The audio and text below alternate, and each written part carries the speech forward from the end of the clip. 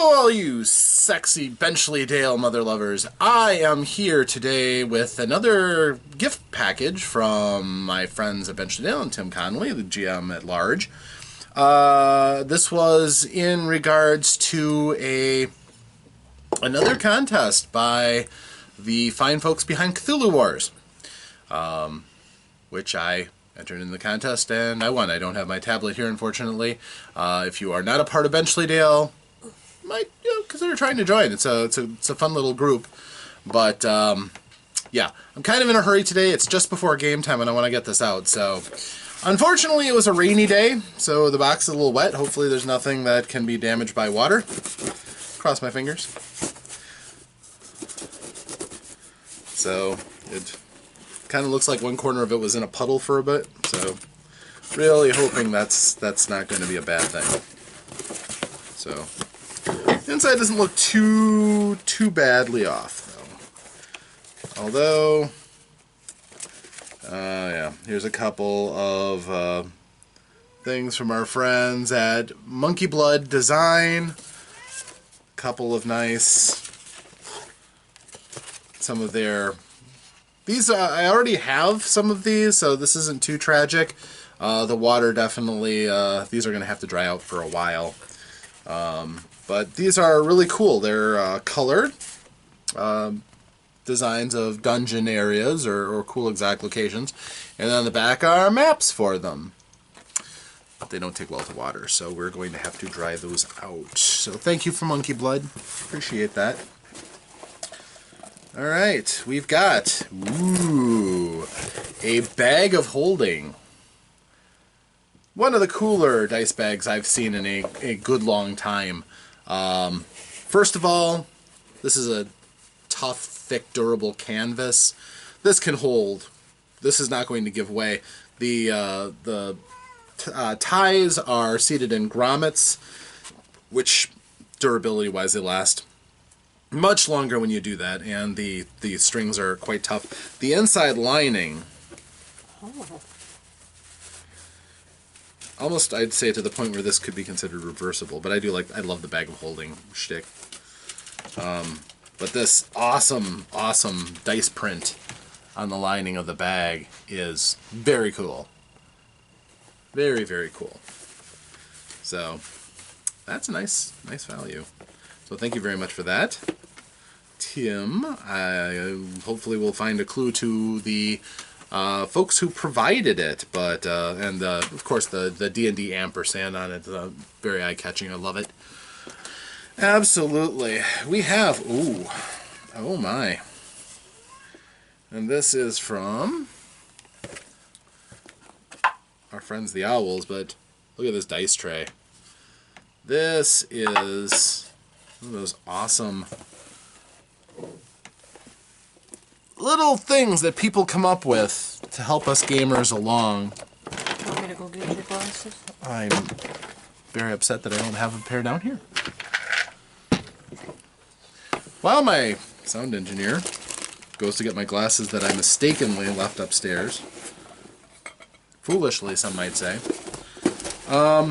we're going to stop for a moment and, with that. And how are you all? I'm pretty good.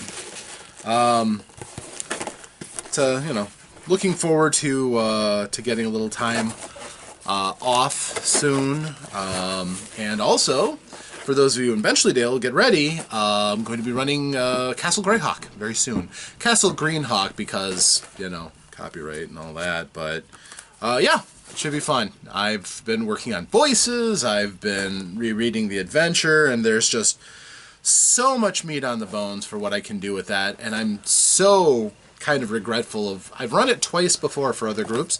Thank you, dear. And I don't think I put my best foot forward on those. So this time I'm really going to make some efforts to give you guys something that's really going to be awesome.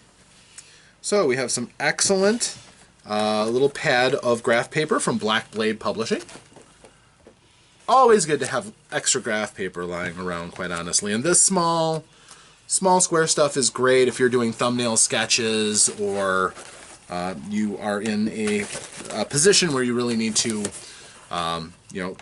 put a lot of a lot of information in a small area. This is from Night Owl. And we've had a dice coffin from them already, which was very good. Very good. This, I really do appreciate, because this is big enough for several sets of dice, if you're going to use it just for dice. You can use the space in between for a small miniature. I wouldn't think a large one. It's not big enough to use as a dice tray. But there's definitely things that you could put in there. And then these are long enough that you could put pencils in. So you could have just about everything you need. And these magnets in the corners are quite strong. That holds together pretty well. You need this in the middle to pry it apart. So extremely well made. The folks at Night Owls make really nice stuff. So this is really, really cool. And this is just begging to have something put on here. I don't have any artistic talent, nor do I know anybody who does wood burning or anything like that, but something needs to be done with that, I think. At the very least, I'm going to slap a Benchleydale sticker on it. All right. Ooh, we've got paints. Wow. Okay, this is a selection of nice looking, are these inks or paints? Okay, it's acrylic, so paints. Which is great. I was starting to run low on a couple of colors. This is, you know, a nice spread, golden yellow. Pro Acryl. So it's a selection of different colors. That's awesome. I have, unfortunately, because of what I've been doing for my job, I haven't had a lot of time to paint miniatures in a while, so I'm overdue. So definitely, we're going to have to get some miniatures painted real soon. All right, we've got, from Etsy.com, from Studio KES, Artisan Polyhedral Dice.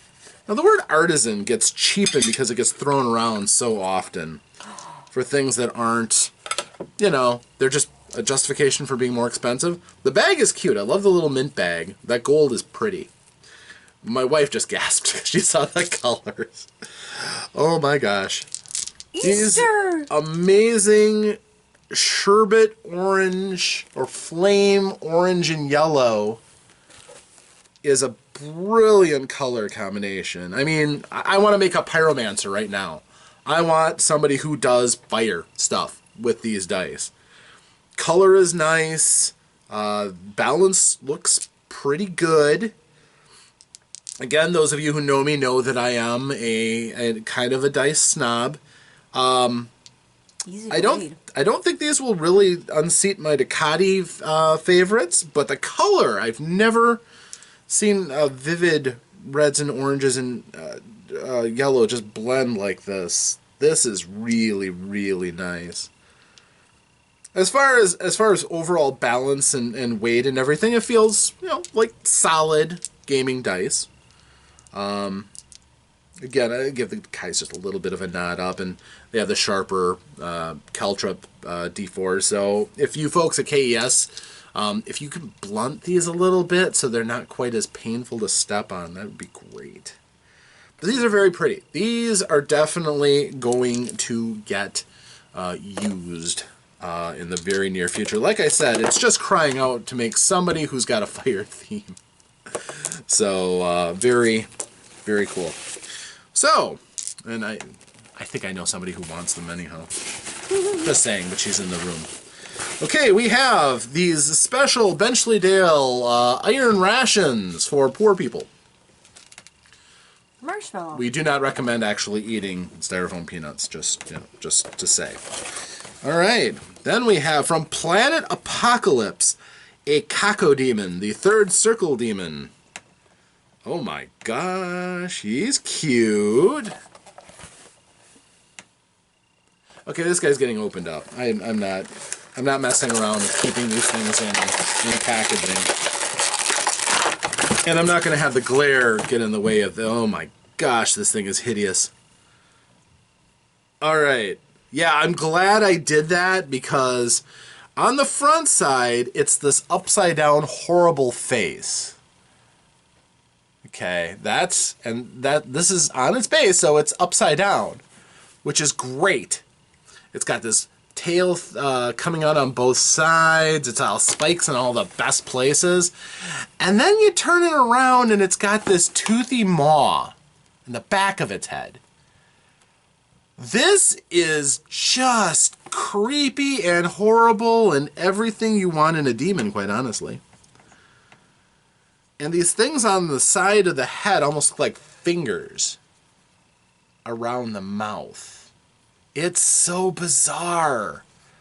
And quite honestly, there's a reason why I celebrate that it's not just Reaper and Ralpartha making stuff. Some of these companies with just the twisted imaginations that come into creating something like this that is repulsive and inspires the imagination. I've always said the best things come with a vector. They've got a reason, a purpose, and they move you in a direction. I need to come up with something that I'm going to drop this on somebody, maybe even tonight. Okay. Considering that it's Mighty Protectors, that will be a bit of a challenge, but it's not out of the table, I'll say that. Alright, so thank you from the folks behind Planet Apocalypse. I do appreciate that. That's very nice. Peterson Games. Oh, Peterson Games has been coming up quite often. So, that's awesome. It's really cool. Thank you very much. I am very, very grateful, and I will so use your twisted little fiend. I got a nice Night Owl Works sticker again, which is great. I might just put that on. The company is so nice with what they make that I just kind of want to put it on there and celebrate them. But I think I've got a nice silver sheen one. From Studio KES, this one was a little water smudged, unfortunately. Professional artist and author Lynn and Start. On Etsy, Kristen E. Start. Nice. It's a beautiful, beautiful card, by the way. If you want your stuff to stand out, these textured cards are great. This is definitely going in my collection. I like to keep tabs on people who give to Benchleydale. I'll get the dead side. Okay, I'm just seeing if there's anything else in there. And now we come to the pièce de résistance. We have Atlatch Nacha from Cthulhu Wars. This is the third Cthulhu Wars piece that I've won. I've been incredibly lucky and incredibly blessed because these are beautiful figures. Absolutely amazing. And Chaosium again. Isn't Peterson Games also behind Cthulhu Wars, I think? Either way, I mean, the Cacodemon was great. This piece is going to scare people. I have been fortunate enough to have some really good giant spider miniatures. This looks like it's going to join my stable of great giant spider miniatures. Although the glue on this one, some of the other ones weren't glued nearly this well. This one is solid. Hi! One sec. So, we have what the player who just walked into the room is going to be facing next. By himself. In just a Speedo. Undoubtedly. It doesn't necessarily look like a giant spider, like I originally said, although it does have 8 legs. I almost think it looks kind of like a giant tick. And it's got this big plated thing under its butt. It kind of looks like a fin of a stegosaur. Back spines. But this is gruesome in all of its Elder God horror. And the fact that it's doing the safety dance is hilarious. It's kind of got the thing going on, which is, it's decidedly not safe. But that's what it's doing, and that's where we are now. So that's the ruling. It is doing the safety dance. So pretty awesome. I don't know if they intended that, but it's great. So that is an amazing haul. I am again eternally grateful to Tim. This is just an immense amount loaded up. I'm almost speechless. But I do want to thank all those the folks from KES. Thank you, Studio KES. The bag of holding is excellent. Night Owl, thank you for the gaming center. That's cool. And Peterson Games, thank you very much for the miniatures. They're awesome. And they will get used, I promise you that. Maybe tonight. So, thank you very much for all of you out there. I am Rob. Thanks again. Thank you to everybody in the Benchleydale Academy and Benchleydale and beyond. May your dice never grow cold. Thank you again to Tim, without whom this would not be possible. And thank you to all of you who play along and enjoy all of this. I think I speak for everybody that cool prizes and amazing stuff and seeing all the stuff that's available for gamers these days, I think only helps everybody. But it also helps a poor, humble, game master like myself to keep providing cool things for the people here at my table. So thank you once more, everybody.